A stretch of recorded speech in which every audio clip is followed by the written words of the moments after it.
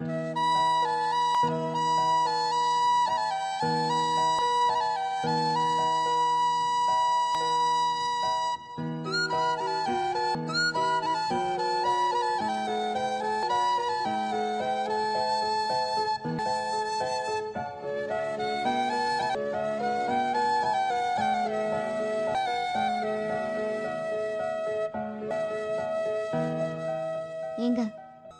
யோ செந்தில், யோ என்னங்க எந்திரியா?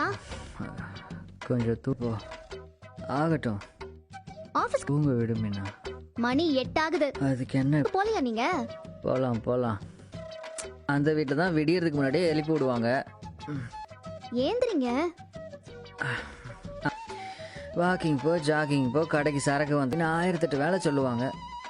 நீயும் அதே மாதிரி இருக்கும். அந்த சரக்கு இறக்கி வை, அப்படி இப்படி சொல்லி எழுப்பி விட்டுட்டு இருக்க. உங்களை விடியறதுக்கு முன்னாடிலாம் எழுப்ப. உட்காருமா. நல்லா விடிஞ்சு காலையில காக்கா கத்தும் போதே தெரியும் நீ வருவேன்னு. காக்கா கத்தினா வீட்டுக்கு விருந்தாளி வருவாங்கன்னு சொல்லுவாங்க. கோமதி, மீனா நம்ம வீட்டுக்கு விருந்தாளியா? நீ உட்காருப்பா. இப்ப அவ விருந்தாளி மாதிரி தானே வரா? ஆஹா, என்ன சட்னி அத்தை? உனக்கு பிடிச்ச கார சட்னி தான். போதும் அத்தை. அப்புறம் அப்புறம் ஏமா காஃபி ஏதாவது போட்டு எடுத்துக்கவா? அண்ணி நீங்க மட்டும் தான் வந்திருக்கீங்களா? வரல. எப்பா மீனா? அண்ணன் வரலையா? இல்ல. தோற என்ன தூக்கி இருக்காரோ? அது அது சரி. கேள்வி கேட்கத்தே அந்த வீட்டில் ஆள் இல்லை. இல்லை அதெல்லாம் மூஞ்சியில் வெடி அடிக்கிற அளவுக்கு நல்லா தூங்கி வைப்பா. அப்படியா? பரவாயில்லையா? இல்ல மாமா, அவர் எந்திரிச்சிட்டாரு. ஏமா அவனுக்கு காலையில அதெல்லாம் சமைச்சு கொடுத்துட்டாத்த. சாப்பாடு சமைச்சு வச்சுட்டு வந்தியா? ஆமா அத்தை, அவனுக்கு சமைச்சு வச்சுட்டு நீ சாப்பிடாம வந்திருக்க. என்ன அத்தை, ஒரு இட்லியை வச்சுட்டு இம்புட்டு கேள்வி கேக்குறீங்களே. அது சரிமா, ஏதோ ஒரு அக்கறையில கேட்டேன். அத்தை நீ சமைச்சிருக்க மாட்டே. ஏமா மத்தியானத்துக்கு சமைக்கலன்னு எனக்கு தெரியும். நான் சேர்த்துதான் சமைச்சிருக்கேன். உனக்கும் செந்திலுக்கும் டிஃபன் பாக்ஸ்ல போட்டு தரேன், நீ எடுத்துட்டு போ. சரிண்ணே. நெய்யா இருக்கணும். இதோ 2 நிமிஷம். தோரம் பருப்பு 1/2 கிலோ. சரி, நான் அனுப்பிச்சு விட்டுறேண்ணே. சீக்கிரம் கொடுங்க. ஆச்சுண்ணே. அண்ணே வந்துரும்ண்ணே. சரிண்ணே. இன்னும் கொஞ்ச நேரத்தில் வந்துரும்ண்ணே. அனுப்பிச்சு விட்டேன். மாமா பையிருக்கா? எனக்கு முதல்ல எடுத்து கொடுமா. எடுத்து போடுறேன். பணம் வாங்கிக்கோங்க. இந்தாமா லிஸ்ட். கொடுங்க. கொஞ்சம் சீக்கிரமா போட்டு கொடுமா. ஒரு நிமிஷம். நீங்க வாங்க. கொடுங்க. இந்தாங்கண்ணே பில்லு. எடுத்து கொடுங்க. இந்தாங்க. தம்பி இதல போடுப்பா. பேக்.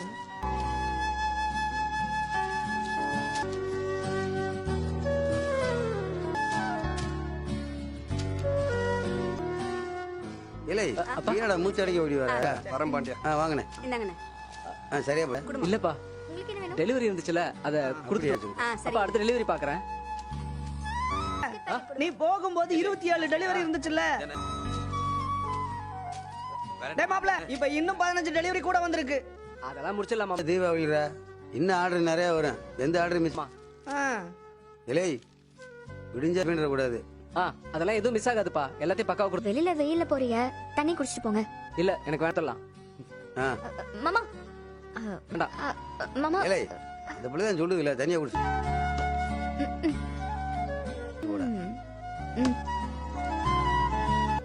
ஏன் மாமா, நம்ம தீபாவளிக்கு கடையில ஏதாவது ஆஃபர் கொடுக்கலாமா? வியாபாரம் நல்லா தானே போய்க்கிருக்கு.